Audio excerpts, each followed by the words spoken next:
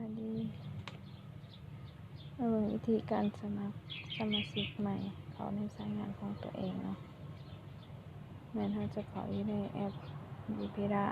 ของเขาเองเขาเคยอยู่ในแอปวิพิระของเขา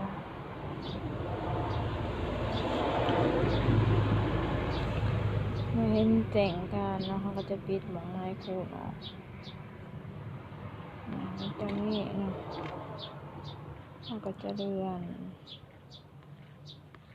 มาหา QR code นะ QR code ก็คลิกเข้ามอง QR code เราจะมาสังเกตเห็นว่าสมัครสมาชิกใหม่จะคลิกมองนี้สมัครสมาชิกใหม่มันจะมีชื่อผู้แนะนำเนาะชื่อเขาก็จะชื่อผู้แนะนำนะคะก็จะเป็นชื่อข้อมูลผู้สมัครเราก็จะมาใส่มองนี้นะ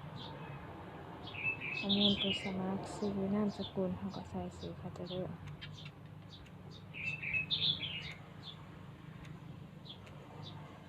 พุทธมันนี่แก้ววรวุฒิมันนี่แก้ววรวุฒิ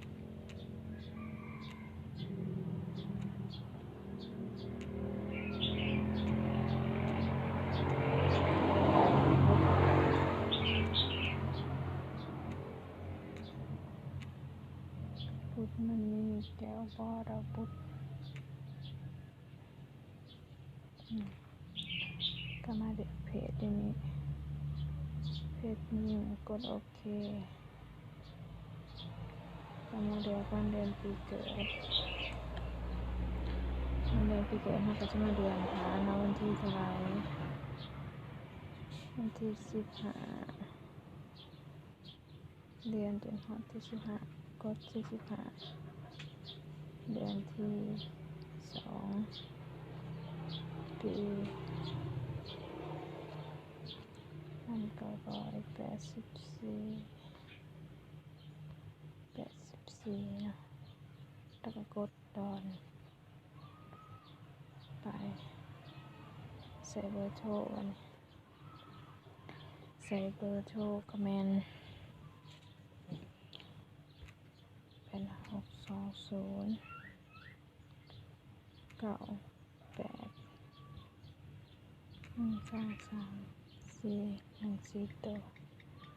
91สำหรับมโหสถปลอดรหัสผ่าน1,500ปอนด์รหัสให้เข้าใจเลยเนาะปลอดรหัสผ่านก่อนไปเลยนะผ่าน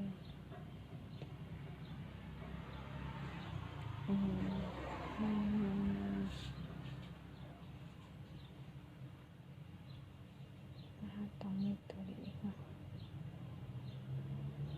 คืออย่างปลอดรหัสผ่านเราจะใส่ตุ๊กพี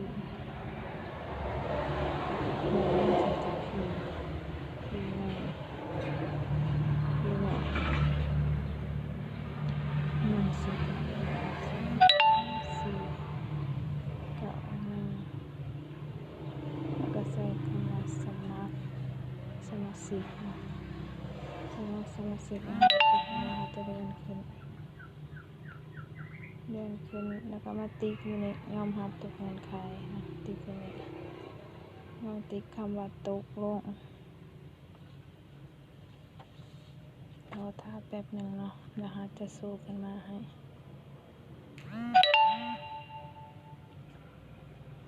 เดี๋ยวจะได้รหัสแคปจอไว้แคปจอรหัสไว้ตัวนี้จะเป็นรหัสแอปวิพิระของทีมงานที่เขาสมัครใหม่เนาะก็จบสำนี้เนาะสำหรับการสมัคร